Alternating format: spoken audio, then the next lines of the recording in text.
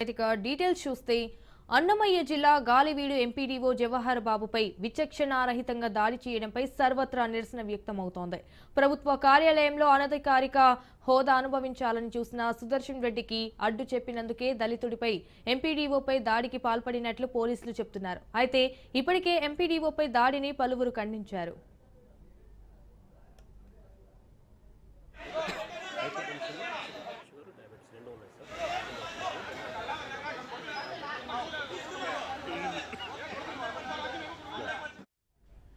ఈ నేపథ్యంలోనే వైసీపీ నేతల చేతిలో గాయపడిన ఎంపీడీఓ జవహర్ బాబును AP deputy CM Pawan Kalyan పరామర్శించారు. కడప రిమ్స్ ఆసుపత్రిలో చికిత్స పొందుతున్న ఆయన పవన్ పరామర్శించి మెరుగైన వైద్యం అందించాలన్నారు. అనంతరం వైసీపీ నేతల తీరుపై ఆగ్రహం వ్యక్తం చేశారు. 11 సీట్లకు పరిమితం చేసిన వైసీపీ నేతలకు అహంకారం తగ్గలేదన్నారు. ఎంపీడీఓ జవహర్ బాబుపై దాడి చేయడం అమానుషమన్నారు. అహంకారంతో కళ్ళు నెత్తికెక్కాయని ఫైర్ అయ్యారు. ఇష్టానుసారంగా చేస్తానంటే ఊరుకునేది లేదని, ఇది కూటమి ప్రభుత్వం అని వైసీపీ సర్కార్ కాదన్నారు. అధికారుల మీద దాడి చేస్తే కఠిన చర్యలు తప్పవని హెచ్చరించారు. ఎంపీడీఓపై దారుణంగా ప్రవర్తించిన వారందరినీ వదిలే ప్రసక్తే లేదు అని హోంమంత్రి వంగలపూడి అనిత అన్నారు. ఎంపీడీఓ జవహర్ బాబుకి ప్రభుత్వం అన్ని విధాల అండగా ఉంటుందన్నారు. భద్రత ఏర్పాట్లు కూడా చేస్తామని హోంమంత్రి ఫోన్లో మాట్లాడి భరోసానిచ్చారు. జిల్లా ఎస్పీ విద్యాసాగర్ నాయకుడికి హోంమంత్రి ఫోన్ చేసి ఎంపీడీఓపై దాడి ఘటనకు సంబంధించిన తాజా వివరాలను అడిగి తెలుసుకున్నారు. ఇప్పటికే దాడికి పాల్పడిన వైసీపీ నాయకులను అదుపులోకి తీసుకున్నట్లు హోంమంత్రికి జిల్లా ఎస్పీ వివరించారు. మొత్తం 20 మంది వైసీపీ నాయకులు దాడిలో పాల్గొన్నట్లు ప్రాథమిక సమాచారం ఉందని, చట్ట ప్రకారం వారిపై కఠిన చర్యలు తీసుకుంటామని హెచ్చరించారు. ఇదిలా ఉంటే పవన్ కళ్యాణ్ పై వైసీపీ మాజీ ఎమ్మెల్యే శ్రీకాంత్ రెడ్డి మండిపడ్డారు. పవన్ కళ్యాణ్ కడప జిల్లాలో పర్యటించి రిమ్స్ ఆసుపత్రిలో చికిత్స పొందుతున్న జవహర్ బాబును పరామర్శించారు. ఆధిపత్యం, అహంకారంతో అధికారులపై దాడులు చేస్తున్నారంటూ వైసీపీ నేతలు పవన్ ఫైర్ అయ్యారు. ఈ నేపథ్యంలో వైసీపీ మాజీ ఎమ్మెల్యే గడికోట శ్రీకాంత్ రెడ్డి స్పందించారు. ఎంపీడీఓ రెచ్చగొట్టడంతోనే సమస్య పెద్దదైందన్నారు. డిప్యూటీ సీఎం వాస్తవాలు తెలుసుకుని మాట్లాడాలన్నారు. అయితే అసలు ఘటన జరగకముందే టీడీపీ నేతలు అక్కడికి ఎలా వెళ్లారు అని ప్రశ్నించారు. ఈ ఘటనపై పూర్తి స్థాయిలో విచారణ చేపట్టాలని కోరారు. నిజాలు తెలిసిన తర్వాతే వ్యక్తులపై చర్యలు తీసుకోవాలని డిమాండ్ చేశారు. దాడి చేయడం అనేది కొత్త కాదు. జల్లా సుదర్శన్ రెడ్డి గారి గతంలో కూడా ఈయన ఇదే ఎంపీడీఓలో ప్రతాప్ గారి మీద దాడి చేశారు, శేఖర్ నాయక్ గారి మీద దాడి చేశారు, అలాగే శ్రీనివాసులు రెడ్డి గారి మీద దాడి చేశారు. ఇది వీళ్ళ రాజ్యాలు అనుకుంటా ఉన్నారు. ఇష్టానికి మేము చేసుకోవచ్చు. జవహర్ బాబు గారు కూడా చెప్పింది ఏంటంటే మూంతాళాలు అడిగారు. మీ అమ్మగారికి ఇష్టం, అది ఆవిడ మండల పరిషత్ ఆవిడకి పదవి ఉంది కాబట్టి వాళ్ళ పిల్లలకి ఇవ్వమంటే ఎందుకు ఇవ్వం అని చెప్పి వాళ్ళ మనుషులు దాడి చేసి అమానుషంగా కొట్టారు. ఆయనకి హై బీపీ ఉన్న వ్యక్తి, హార్ట్ ప్రాబ్లం ఉన్న వ్యక్తి, పైగా కూర్చోబెట్టి కులాన్ని దూషించడం, దీనికి వీళ్ళ అహంకారానికి కులం ఏం లేదా. ఎవరైనా సరే నేను వీళ్ళందరికీ ఇదే చెప్తున్నాను. మీకు గత ప్రభుత్వంలా కాదు, ఇష్టారాజ్యంగా చేస్తాం. మేము కూర్చున్న వ్యక్తులం కాదు. మేము సాక్షాత్తు నేనే ఉప ముఖ్యమంత్రిగా ఉండి నేను తప్పు చేసిన శిక్ష పడాలి అని చెప్పి అసెంబ్లీలో చెప్పిన వాడిని. అలాంటిది మీరు ఇష్టారాజ్యంగా కూర్చొని అధికార విధులు నిర్వహిస్తున్న వాళ్ళ మీద దాడి చేస్తే ఏ మాత్రం ఉపేక్షించాం. ఎస్పీ గారికి చెప్పాం, కలెక్టర్ దృష్టికి తీసుకొచ్చాం. అహంకారం నడినెత్తి మీదకి వచ్చి కొట్టుకుంటా ఉంది. అహంకారం తీస్తాం, తోలు తీసి కింద కూర్చోబెడతాం. మీకు ఒళ్ళు ఒక్కొక్కళ్ళకి మీకు ఎక్కడెక్కడ ఉన్నా తెలియట్లా. మీకు అహంకారాలు పెరిగిపోయినాయి. మీకు ఆధిపత్యపు అహంకారంతో అధికారుల మీద దాడి చేస్తే మిమ్మల్ని ఎలా తీసుకెళ్లాలో, ఎలాంటి శిక్ష పడాలో మీకు ఖచ్చితంగా చేసి పెడతాం. మీకు రాజ్యంగా చేయకండి. అహంకారంతో నడినెత్తి మీద కళ్ళు నెత్తికెక్కాయి. మీకు ఈ ప్రభుత్వం చాలా త్రికరణ శుద్ధిగా అందరం కూర్చొని మేము కలిసికట్టుగా ఉన్నాం. ఇక్కడ ఇది కూటమి ప్రభుత్వం, ఇది వైసీపీ ప్రభుత్వం కాదు. ఇది ఇష్టారాజ్యంగా మీరు చేస్తారంటే కామ్గా కూర్చునే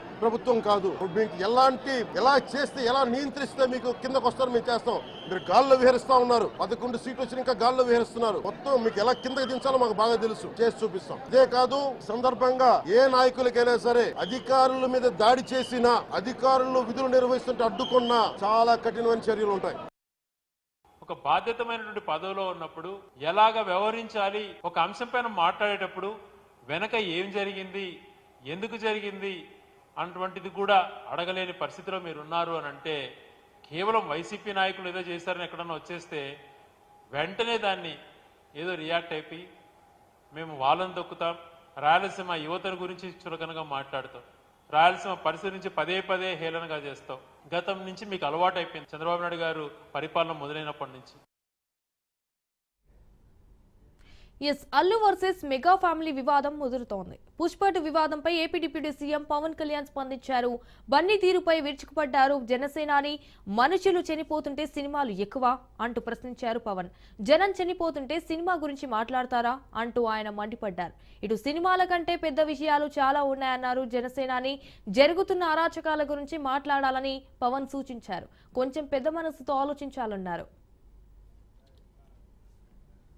పవన్ కామెంట్లు టాలీవుడ్ ఇండస్ట్రీలో కలకలం రేపుతున్నాయి. ఇప్పటికే అల్లు వర్సెస్ మెగా అన్నట్లుగా ఫ్యాన్స్ మధ్య మాటల యుద్ధం సాగుతోంది. అల్లు అర్జున్ అరెస్ట్ విడుదల సమయంలోనూ పవన్ పెద్దగా స్పందించలేదు. అలాగే సీఎంతో జరిగిన కీలక సమావేశానికి చిరంజీవి గైర్హాజరయ్యారు. తాజాగా అల్లు అర్జున్ కు వార్నింగ్ ఇచ్చేలా పవన్ కళ్యాణ్ వ్యాఖ్యలు చేశారంటున్నారు సినీ విశ్లేషకులు.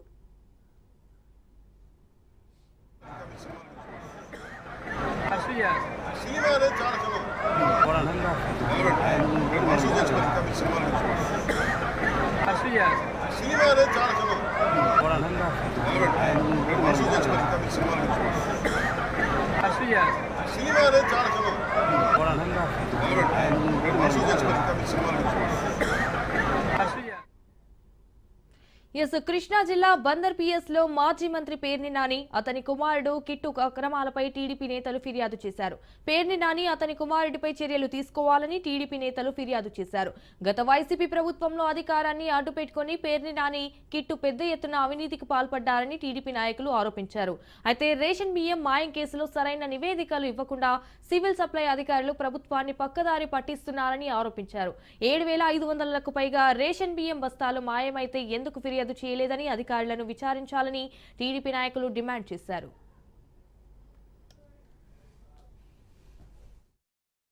బందర్లో ఏం జరుగుతుందో ప్రజలంతా కూడా గమనిస్తున్నారు. 26వ తారీఖున సివిల్ సప్లైస్ సంబంధించినటువంటి అధికారులకి వీరు ఒక లెటర్ ఇచ్చారండి. జేఎస్ వేర్ హౌస్ అధినేత వారు మా గోడౌన్లో మిస్అప్రాపరేషన్ జరిగిందని చెప్పేసి రాతపూర్వకంగా ఒక లెటర్ ఇచ్చారు. ఈ యొక్క లెటర్ని బేస్ చేసుకుని సివిల్ సప్లైస్ అధికారులు 10/12న ఎస్పీ గారికి ఒక ఫిర్యాదు చేసినారు. 3,708 బస్తాలు పోయినాయి మా దగ్గర ఈ జేఎస్ వేర్ హౌస్లో పెడితే దానికి సంబంధించి దర్యాప్తు చేయండి అని చెప్పేసి ఒక పేరు వాళ్ళు ఇచ్చారు. కానీ నిన్నటి ఈనాడు పేపర్లో 7,577 బస్తాలు ఓవరాల్గా పోయినాయి అని చెప్పేసి నిన్న ఈనాడు మెయిన్ పేజీలో వచ్చింది. వీళ్ళు అధికారులు అక్కడ చెప్పేటప్పుడు ఏం చెప్పారంటే మొత్తం స్టాక్స్ యాజ్ పర్ బుక్స్ ప్రకారం 7,719 బస్తాలు మాత్రమే ఉన్నాయి. అందులో 4,011 బస్తాలు ఉన్నాయి. ఇంకా పోను 3,708 బస్తాలు మాత్రమే అన్నారు. అసలు నేను ఈనాడు పేపర్లో ఇచ్చినటువంటి దాని ప్రకారం చూస్తే వాళ్ళు మొత్తం 7,577 బస్తాలు పోతే ఇంకా అంటే ఆ మాత్రం తెలియకుండా ఇక్కడ అధికారులు నివేదిక ఇచ్చారని చెప్పేసి చూడాలి ఒకసారి. పూర్తిగా అధికారులు ఆయనకి సహకరిస్తున్నారు. ఈ జరిగిన అవినీతిలో అధికారులు కూడా భాగస్వాములే.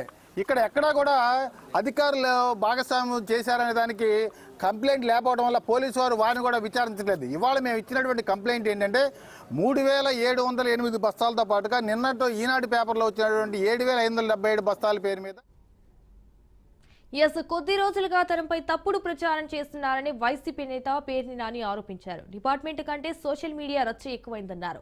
డిసెంబర్ 10 నుంచి వారి కుటుంబంపై విమర్శలు చేస్తున్నారని అన్నారు. అయితే సివిల్ సప్లై అధికారులు తన భార్య జయసుధ గోడౌన్ లో స్టాక్ ఉంచారన్నారు. టెక్నికల్ గా ఎలాంటి ఇష్యూ లేకుండా నైతిక బాధ్యత వహించి వచ్చిన నష్టం చెల్లిస్తామని 24 నవంబర్ 2024న జిల్లా కలెక్టర్ కి వినతి ఇచ్చినట్లు చెప్పారు. డిసెంబర్ 4న జేసీ జిల్లా సివిల్ సప్లై అధికారులు విచారణ చేశారని, డబ్బులు కొట్టించుకోండి, కేసులు కూడా పెట్టండి అని ఉన్నతాధికారులకు ఉత్తర్వులు ఇచ్చారని అన్నారు. తనపై భార్యపై ఏవన్గా కేసు నమోదు చేసినట్లు తెలిపారు. ఏదో రకంగా శ్రీమతి జయసుధ గారిని అట్లాగే వారిని అరెస్ట్ చేయడమే కాకుండా పేర్ని నానిని కూడా ఖచ్చితంగా అరెస్ట్ చేయాలనేటువంటి రాజకీయ కక్షతో ఈ కార్యక్రమాలన్నీ చేసుకుంటూ వస్తున్నారు.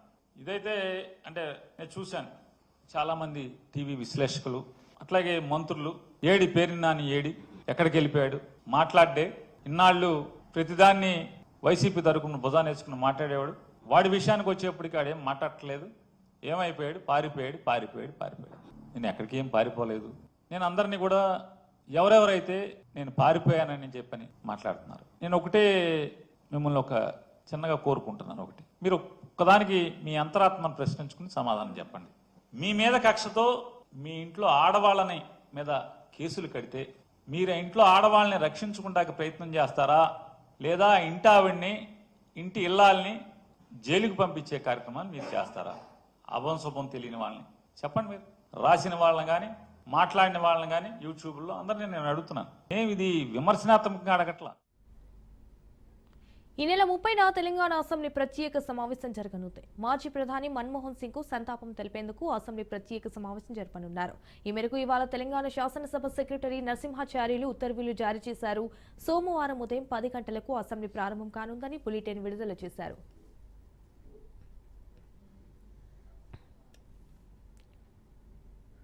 ఫార్ములా ఈ కారు రేసింగ్ కేసులో పరిణామాలు వేగంగా మారుతున్నాయి. హైకోర్టులో ఏసీబీ కౌంటర్ దాఖలు చేయగా ఇప్పుడు కేటీఆర్ అఫిడవిట్ దాఖలు చేశారు. ఒప్పందాల అమలు, డబ్బు చెల్లింపుతో తన సంబంధం లేదని స్పష్టం చేశారు. విధానపరమైన అంశాలు చూసే బాధ్యత తనదని కాదన్నారు. విదేశీ సంస్థకు నిధుల చెల్లింపుపై అనుమతుల వ్యవహారం బాధ్యత సంబంధిత బ్యాంకుదే అని కేటీఆర్ అఫిడవిట్లో పేర్కొన్నారు. డబ్బుల చెల్లింపుల విషయంలో అన్ని అంశాలను హెచ్ఎండిఏనే చూసుకోవాలన్నారు. కేటీఆర్ 10 కోట్ల రూపాయలకు మించిన చెల్లింపులకు ప్రభుత్వ అనుమతి కావాలని హెచ్ఎండిఏ నిబంధనల్లో ఎక్కడా లేదన్నారు. నిధుల బదిలీతో మంత్రిగా తనకు సంబంధం లేదని కేటీఆర్ హైకోర్టుకు సమర్పించిన అఫిడవిట్లో స్పష్టం చేశారు. ఇటు కేటీఆర్ అఫిడవిట్ ఈ కేసులో కీలకంగా మారనుందని తెలుస్తోంది. అయితే ఇప్పటికే ఫార్ములా ఈ కార్ రేసింగ్ కేసులో వివరాలను తెలంగాణ ఏసీబీ ఈడీకి అందజేసింది. ఆర్థిక శాఖ రికార్డులు, హెచ్ఎండిఏ చెల్లింపులు, ఒప్పంద పత్రాలతో పాటు ఎఫ్ఐఆర్ కాపీని ఈడీకి ఏసీబీ అందజేసింది. మరోవైపు ఈ కార్ రేసింగ్ కేసులో హైకోర్టులో ఏసీబీ కౌంటర్ దాఖలు చేసింది. అయితే కౌంటర్ రిపోర్టులో కీలక అంశాలను ప్రస్తావించింది. ప్రభుత్వ సొమ్మును దుర్వినియోగం చేయడంతో పాటు నేరపూరిత దుష్ప్రవర్తనకు కేటీఆర్ పాల్పడ్డారని ఏసీబీ పేర్కొంది. కేబినెట్, ఆర్థిక శాఖ అనుమతి లేకుండానే చెల్లింపులు చేయాలని కేటీఆర్ ఒత్తిడి చేశాడని తెలిపింది.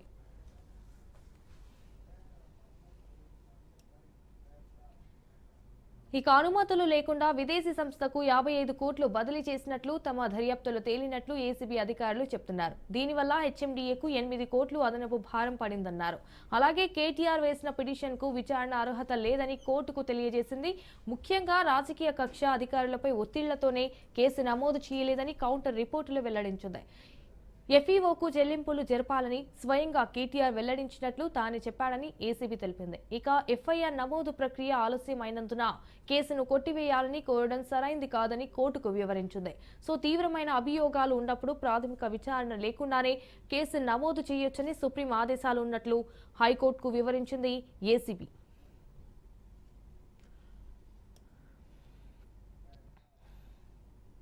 మరోవైపు ఇప్పటికే ఈ కేసులో దర్యాప్తును ముమ్మరం చేసిన ఈడీ తాజాగా కేటీఆర్ కు నోటీసులు జారీ చేసింది. వచ్చే నెల 7న తమ ఎదుట విచారణకు హాజరు కావాలంటూ నోటీసులో పేర్కొంది. అలాగే సీనియర్ ఐఏఎస్ అధికారి అరవింద్ కుమార్, హెచ్ఎండిఏ మాజీ ఇంజనీర్ బిఎల్ఎన్ రెడ్డికి కూడా నోటీసులు అందించింది. అయితే ఈ ఇరువురును వచ్చే నెల 2, 3 తేదీల్లో విచారణకు రావాలని పేర్కొంది.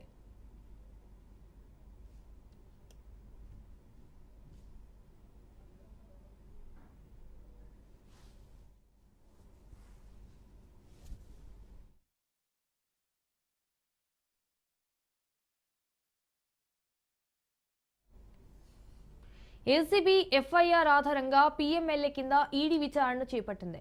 ఫెమా నిబంధనలు ఉల్లంఘించినట్లు ఇప్పటికే గుర్తించిన ఈడీ అధికారులు ఎఫ్ఈఓకు నగదు బదిలీతో పాటు ఆర్థిక అవకతవకలు జరిగినట్లు అనుమానాలు వ్యక్తం చేస్తోంది.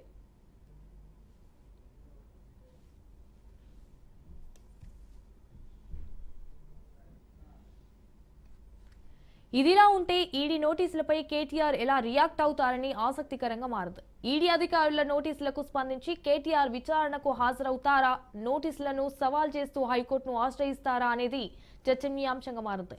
మరోవైపు ఈడీ అధికారులు తమ దర్యాప్తును ముమ్మరం చేశారు. ఆర్బీఐ నిబంధనలకు విరుద్ధం ఎందుకు డబ్బులు ట్రాన్స్ఫర్ చేశారు, ఎఫ్ఈఓ కంపెనీకి నగదు బదిలీ విషయంలో ఫెమా యాక్ట్ నిబంధనలు ఉల్లంఘించారా అనే కోణంలో ఈడీ దర్యాప్తు సాగే అవకాశం ఉంది. ఎవరు అప్రూవల్ చేశారు, కేబినెట్ ఆమోదం ఉందా, ఫైనాన్షియల్ డిపార్ట్మెంట్ ఆమోదం ఉందా లేదా అనేది విషయాలపై ఈడీ అధికారులు దర్యాప్తు చేయనున్నారు. ఈడీ అధికారులు దాన కిషోర్ స్టేట్మెంట్ ను నమోదు చేసుకుని ఈ కేసుకు సంబంధించి మరిన్ని వివరాలు సేకరించే అవకాశం ఉంది.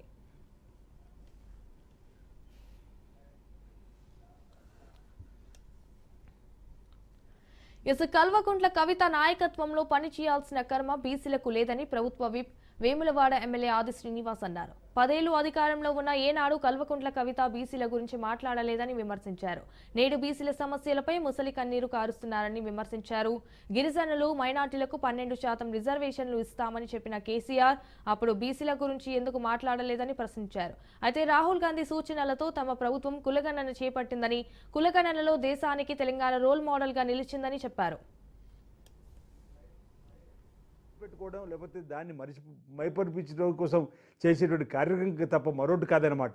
ఈరోజు 3వ తేదీన పెద్ద బహిరంగ సభ బీసీల కోసం ఏర్పడేస్తామని, ఈరోజు మీ నాయకత్వంలో మా బీసీల కోసం పోరాటం చేసుకోవాల్సినటువంటి కర్మ మాకేం పట్టలేదన్నమాట ఈ సందర్భం చెప్తూ, అసలు కల్వకుంట్ల కవిత గారి ఆధ్వర్యంలో బీసీల కోసం చేసే పోరాటంలో ఏ బీసీ కూడా ఉండకూడదనేటువంటిది ఎవరో పక్కన 2-3 మా నాయకులు కూర్చుని మాట్లాడినంత మాత్రాలు మీ నాయకత్వం మాకు అవసరం వాటి సందర్భంగా తెలియజేస్తూ, బీసీ రిజర్వేషన్లపై కల్వకుంట్ల కవిత గారు తెగ ఆడావుడి చేస్తున్నారు. అసలు బీసీలకు మీకేం సంబంధం అనే సూటిగా ఒక ప్రశ్నను వేస్తూ, బీసీల పైన కపట ప్రేమ, ముసలి కన్నీరు కార్చే కార్యక్రమం తప్ప అసలు మీ ప్రభుత్వ హయాంలో రైట్, త్వరలోనే హైడ్రా పోలీస్ స్టేషన్ ఏర్పాటు చేస్తామని హైడ్రా కమిషనర్ రంగనాథ్ అన్నారు. హైడ్రా వార్షిక నివేదికను రంగనాథ్ విడుదల చేశారు. ఈ సందర్భంగా హైడ్రా చర్యల వల్ల ఎఫ్టీఎల్ బఫర్ జోన్లు, అక్రమ నిర్మాణాలపై ప్రజల్లో అవగాహన పెరిగిందన్నారు. అయితే ఇప్పుడు కొత్తగా ఫ్లాట్లు కొనేవారు జాగ్రత్తగా ఉంటున్నారని తెలిపారు. అనంతరం హైడ్రా పోలీస్ స్టేషన్లను త్వరలోనే ఏర్పాటు చేస్తున్నామని రంగనాథ్ అన్నారు.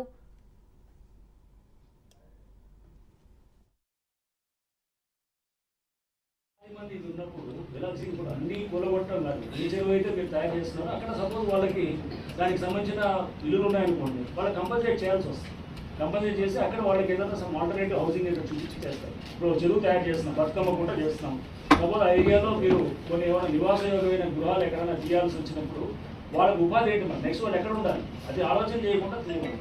అది ఎటువంటి పరిస్థితి. సో అంటే రైట్ టు షెల్టర్ కూడా ఇంపార్టెంటే. సో ఎట్లయితే కనుక మనం ఎన్వైరన్మెంట్ని ప్రొటెక్ట్ చేయడం ఉంటుందో, జస్టిస్ ఏది మన ఇచ్చినటువంటి మన గవాయి గారి జడ్జిమెంట్, బుల్డోజర్ జస్టిస్ దాన్ని ఇచ్చినప్పుడు ఆ షెల్టర్ మీద, రైట్ టు షెల్టర్ అనే దాని మీద కూడా వాళ్ళు డిస్కస్ చేస్తారు. సో అందుకోసం మనం వాళ్ళ నివాస గృహాలని మనము తీసివేయాలనేది కాదు, ఎలాంటి రెండింటిని బ్యాలెన్స్ చేస్తాం. వాళ్ళకి తప్పకుండా వాళ్ళకి ఒక రీహాబిలిటేషన్ అది చూపించిన తర్వాతే చేయాల్సిన డ్రింకింగ్ వాటర్ సోర్సెస్ అంటే దానికి స్పెషల్ ఫోకస్ ఎందుకంటే drinking water sources Osman Sagar and Himayat Sagar కూడా అది మనకి చాలా ఇంపార్టెంట్ కాబట్టి హిమాయత్ సాగర్ కూడా. రేవంత్ రెడ్డి సర్కార్ ప్రతిష్టాత్మకంగా తీసుకున్న రీజనల్ రింగ్ రోడ్డు ప్రాజెక్టులో కీలక ముందడుగు పడింది. ఈ ప్రాజెక్టు నిర్మాణానికి సంబంధించి నార్త్ పార్ట్కి కేంద్ర ప్రభుత్వం టెండర్లను ఆహ్వానించింది.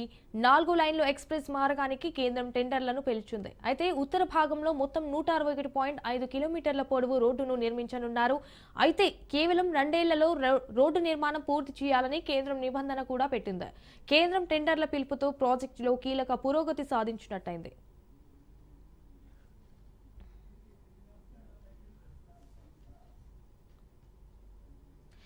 వైసీపీ ఆందోళనలపై మంత్రి ఫరూక్ ఆగ్రహం వ్యక్తం చేశారు. విద్యుత్ ఛార్జీలు 9 సార్లు పెంచిన ఘనత వైసీపీకే దక్కుతుందని ఆయన మండిపడ్డారు. ట్రూ ఆఫ్ ఛార్జెస్ పెంచుతామని జగన్ చేసిన అప్పులకు తమ ప్రభుత్వం వడ్డీలు కడుతుందన్నారు. వైసీపీ పాలనలో ఆర్టీసీ, మైనార్టీ అన్ని సంస్థలను వైసీపీ సర్వనాశనం చేసిందన్నారు. ఇటు ప్రజలపై విద్యుత్ ఛార్జీల భారం వైసీపీ పార్టీ మోపిందని ఆయన విమర్శించారు. సర్వనాశనం చేసే సంస్థలన్నీ, అన్ని సంస్థలన్నీ సర్వనాశనం అయిపోయినాయి. 1 కాదు 2 కాదు. మైనార్టీ సంస్థ అయితే నేను చేసిపోయిన విజయవాడలో చెప్పా, ఒక్క పని చెప్పండి ఆయన చేసింది. దాకా వాడెవడు మా ఎమ్మెల్సీ గాడు, మనకి ఏం తెలుసా? మన పేటలోని మసీదుకు 5 లక్షల రూపాయలు రిలీజ్ చేసుకోలేవు. వాడు కూడా మాట్లాడేటువంటి అయితే రాజకీయాలు చేసేవాడు చేయాలా. వాడి గురించి మళ్ళీ నీతిపరంగా మాట్లాడతాను. మార్కెట్ యార్డ్ షాపులు కాంప్లెక్స్ ఎన్ని రోజులే అయిపోయి దాన్ని రెన్యువల్ చేయలే ప్రభుత్వం. నీకు సిగ్గు శరం లజ్జ ఉంటే ఖాళీ చేయాలి కదా ఇమీడియట్గా. ఎవడన్నా సామాన్యుడు ఉంటే బాడీ వేయకుంటే ఊరుకుంటారా? ఎందుకు అయిపోయింది, దాన్ని అయిపోతే కూడా మీరు కంటిన్యూ చేస్తారు. దానికి ఊళ్ళో లేవా పప్పు, దానిలో మేము అంగళ్ళు వ్యాపారం చేయాలన్నా తెలుసుకోరా? ఎవరు చేసిపోయినాడు అప్పు? ఆ రోజు ఆయన అడిగితే ఇవన్నీ జరిగేది కాదు కదా. రాష్ట్రం బాగుండేది, మీరు బాగుండేది, ఇప్పుడు ఎందుకు బజార్లో పడినారంట మీరు. జగన్ ఆయన గురించి ఎన్ని చెప్పాలి చూడండి, ఎన్ని ఉన్నాయి ఆయన దగ్గర రాసేది. మన రోజులు రాసిన పెట్టినాడు పిల్లలు. ఏపీ బీజేపీ ప్రతినిధుల బృందం డీజీపీని కలిసింది. TTD board member Bhanuprakash Reddy ఆధ్వర్యంలో డీజీపీని కలిశారు. తిరుమల పరాకమణి కేసు విషయంలో డీజీపీకి ఫిర్యాదు చేశారు. టీటీడీ పరాకమణిలో విదేశీ డాలర్లు మాయం ఘటనపై విచారణ చేయాలని ఫిర్యాదులు కోరారు. ఈ మేరకు 4 పేజీల లేఖను డీజీపీకి అందజేశారు.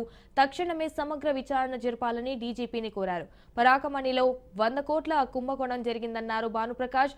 రహస్య అరామర్చి డబ్బులు తరలించారన్నారు. తరలించిన మొత్తాన్ని వెనక్కి రప్పించాలని డీజీపీని కోరారు.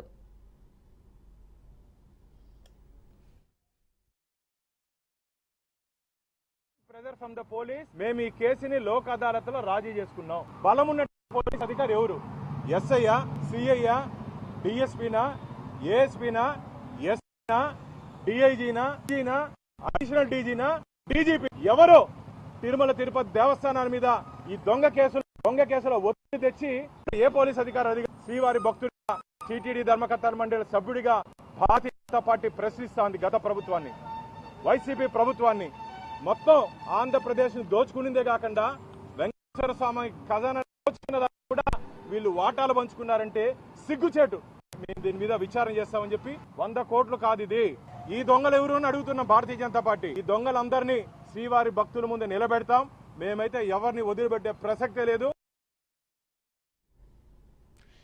పవన్ కళ్యాణ్ పర్యటనలో నకిలీ ఐపీఎస్ ఆఫీసర్ కలకలం రేపుతోంది. ఇటీవల సాలూరు నియోజకవర్గం పాచిపేంట మండలంలో పవన్ పర్యటించగా ఆయన వెన్నంటే ఉండి ఐపీఎస్ యూనిఫామ్ లో ఓ వ్యక్తి కలియ తిరిగాడు. పర్యటన అనంతరం కింది స్థాయి సిబ్బందితో ఫోటోలకు ఫోజులు ఇచ్చారు. ఫోటోలు బయటకు రావడంతో మన్యం జిల్లా పోలీసులు విచారణ చేపట్టారు. అయితే దర్యాప్తులో నకిలీ ఐపీఎస్ గా గుర్తించిన పోలీసులు గరివిడి మండలానికి చెందిన బలివాడ సూర్యప్రకాష్ ను అదుపులోకి తీసుకున్నారు.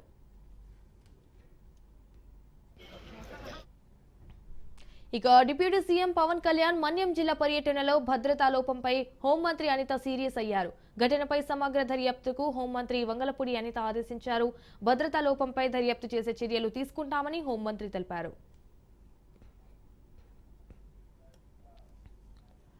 కడప పర్యటనలో హెచ్చరికలు చేసిన పవన్ కళ్యాణ్ తన సెక్యూరిటీ వైఫల్యాలకు ఎవరిని బాధ్యుల్ని చేస్తారని వైసీపీ నేత బొత్స సత్యనారాయణ ప్రశ్నించారు. డిప్యూటీ సీఎం భద్రతలో దొల్లతనానికి ఎవరు బాధ్యులని నిలదీశారు.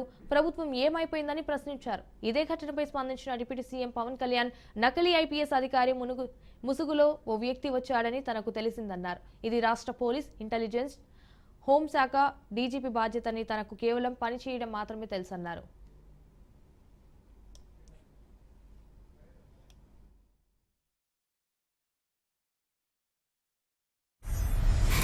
ఆవిడ నమ్మిపోతాడండి. ఒక డిప్యూటీ చీఫ్ మినిస్టర్ వచ్చి అటు వస్తే ఒక నకిలీ ఐపీఎస్ ఆఫీసర్ వెళ్తే అందులో వచ్చి సెంట్రల్ ఫోర్స్ వాళ్ళు, స్టేట్ పోలీసు అందరూ వచ్చి ఏదో అంత కలిసి ఫోటోలు తీసుకుంటే ఏమైంది వ్యవస్థ?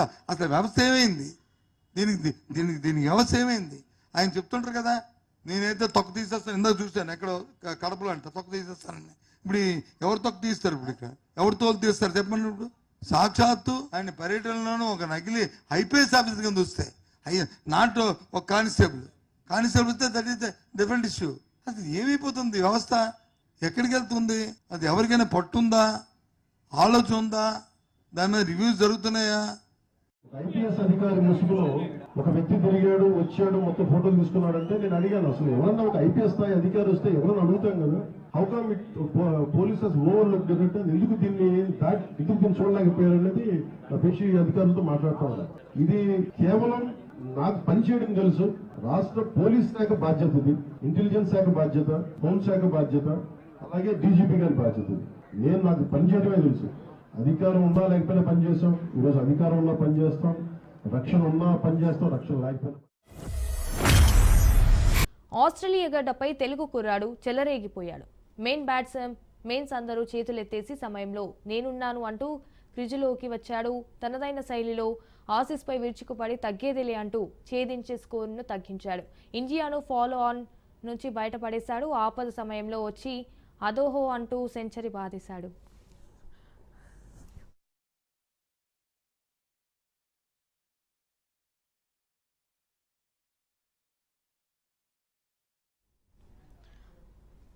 ఆడుతున్న 4వ టెస్టులోనే తన మొదటి అంతర్జాతీయ సెంచరీని నమోదు చేసుకుని ఔరా అనిపించాడు తెలుగు తేజం. నితీష్ అంటే ఫైర్ కాదు, వైల్డ్ ఫైర్ అంటూ తన ఆటలో దూసుకుపోతున్నాడు నితీష్ కుమార్ రెడ్డి.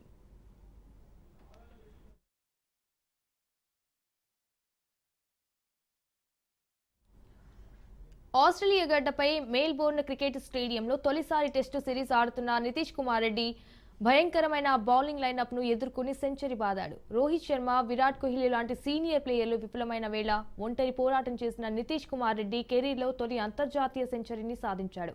బోలాండ్ బౌలింగ్లో 4 బాదిన నితీష్ కుమార్ రెడ్డి టెస్టుల్లో తొలి సెంచరీని అందుకున్నాడు. అయితే తొలి 3 టెస్టుల్లో అర్ధ సెంచరీకి చేరువగా వచ్చి అవుట్ అయిన నితీష్ కుమార్ రెడ్డి ఈసారి మాత్రం సెంచరీతో అదరగొట్టాడు. ఇక ఈ మ్యాచ్ ను ప్రత్యక్షంగా చూసిన తండ్రి ముత్యాల రెడ్డి ఆనందానికి అవధులు లేకుండా పోయింది.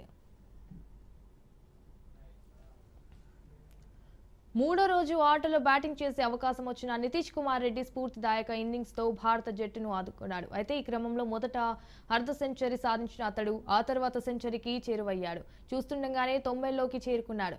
అయితే ఇక్కడే నరాలు తెగే ఉత్కంఠ ఆరంభమైంది. ఆస్ట్రేలియా బౌలర్లు కూడా మంచి బౌలింగ్ ప్రదర్శన చేశారు. ఫలితంగా పరుగులు సాధించేందుకు నితీష్ రెడ్డితో పాటు సుందర్ కూడా ఇబ్బంది పడ్డాడు. నితీష్ 97 పరుగులకు చేరుకున్న తర్వాత నుంచి మ్యాచ్లో నాటకీయత పెరిగిపోయింది. ఒక పక్క తండ్రి ముత్యాలరెడ్డి కొడుకు సెంచరీ కోసం కళ్ళు కాయలు చేసుకుని మరీ చూస్తున్నాడు.